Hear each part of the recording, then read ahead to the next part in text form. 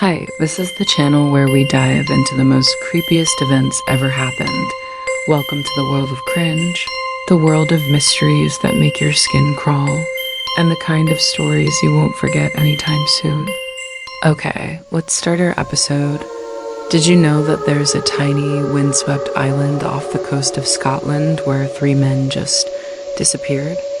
Not gone for a few hours, not lost in the fog, but vanished without a trace. No struggle, no note, nothing. It was December 1900 when this happened, and to this day, the Flannan Isles lighthouse mystery remains one of the creepiest unsolved mysteries in maritime history. Picture this: you're on a small, jagged island in the North Atlantic.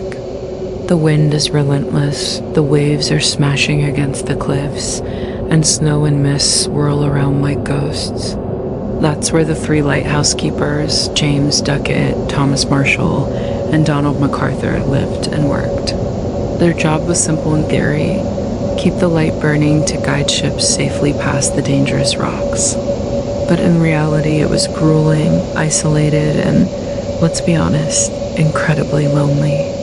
Imagine being stuck on a rock in the middle of the sea with nothing but the ocean, the wind, and your own thoughts for company. When the relief crew finally arrived, sent because the lighthouse hadn't even checked on schedule, the scene they found was unsettling. The lighthouse was completely empty, beds unmade, chairs overturned, personal items left where they had been. A set of logs indicated that the last routine entry had been made days earlier.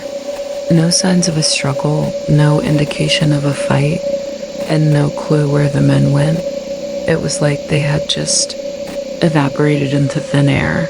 Some people immediately started speculating. Could have been a rogue wave. The Atlantic can be merciless, especially in winter. Waves high enough to sweep men off the cliffs weren't unheard of. And considering the lighthouse was perched on a cliff edge, it's terrifyingly plausible. But here's the thing: no bodies were ever found. The sea had claimed no evidence. It was as if nature itself had played a trick, swallowing them whole but leaving nothing behind. Others, however, believe there might be something darker, even supernatural, at play. Isolation can mess with the mind. Some suggest the men might have gone mad, maybe even turned on each other in a fit of paranoia or fear. There's also the whisper of the lighthouse being cursed, haunted, or touched by some unexplainable force. It's a story that's perfect for shivering by the fire, because it's the kind of event where no one really knows what is true, and the unknown is always the scariest part. Let's pause for a moment. Imagine you're one of those men. You're alone on a rock in the North Atlantic. Storms are raging outside, the wind howls like something alive, and you can't see land for miles. Every creak of the lighthouse feels like a warning. Every gust of wind sounds like a scream. How long before isolation starts warping your mind? How much fear can one person or three take before reality starts to feel strange? Some of the logs left behind hint at just that. There were notes of heavy weather, unusual wave activity, and one line that still sends chills down people's spines.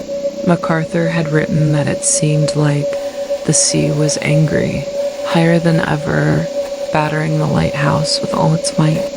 Some historians think it could have been a massive storm that overwhelmed the men, forcing them to try and secure the lighthouse's equipment outside and maybe costing them their lives. But again, no bodies, no evidence. Just an empty lighthouse rocking in the wind. Over the years, countless theories have emerged. Some say it was a freak accident, nature's cruelty in action. Some suggest a tragic misadventure, maybe one man fell, and the others tried to rescue him. A few people even whisper about alien abduction, secret espionage, or other paranormal explanations. Modern researchers have even gone back to the island to look for clues, but the harsh terrain and violent Atlantic make it almost impossible to uncover anything definitive. The island keeps its secrets, and perhaps that's what makes it so haunting. Even today, the Flannan Isles are mostly deserted, except for a remote, automated lighthouse. Ships pass by, crews glance up at the lonely structure, and some say the wind seems to whisper past the cliffs. Locals still tell stories about the three men who vanished. Tourists occasionally visit, but most leave quickly, unsettled by the silence, the jagged rocks, and the eerie feeling that something watches you out there. Some swear they've seen lights flickering strangely at night, even though the lighthouse is fully automated. Coincidence? Maybe. Creepy? Absolutely. And here's the part that makes it so unforgettable. None of us will ever know what truly happened. The Flannan Isles don't give up their secrets. They leave clues, hints, whispers, but nothing conclusive. It's a mystery that invites imagination, fear, and reflection. What would you have done if you were there? Would you have stayed put and waited for rescue? Would you have gone outside into the storm to secure the lighthouse? Could isolation have made you see or feel things that weren't there? The truth is, part of what makes this story so chilling isn't just the disappearance, it's the human element. Three ordinary men doing a very ordinary job, confronted by nature's fury and perhaps their own fragile minds, vanished without a trace. It's a reminder of how small we are, how unpredictable the world can be, and how some mysteries are meant to stay unsolved. And maybe that's the darkest part of all. We will never know. And the uncertainty lingers in a way that's far more unsettling than any horror story. So next time you hear the wind whipping past the lighthouse or see waves crashing against cliffs, think of the Flannan Isles.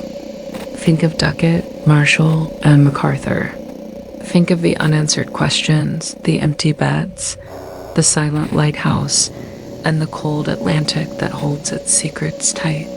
Because some mysteries aren't just about history, they're about reminding us how fragile, vulnerable, and small we really are. And sometimes the most haunting stories are the ones that leave you wondering, could it happen to anyone? Could it happen to you?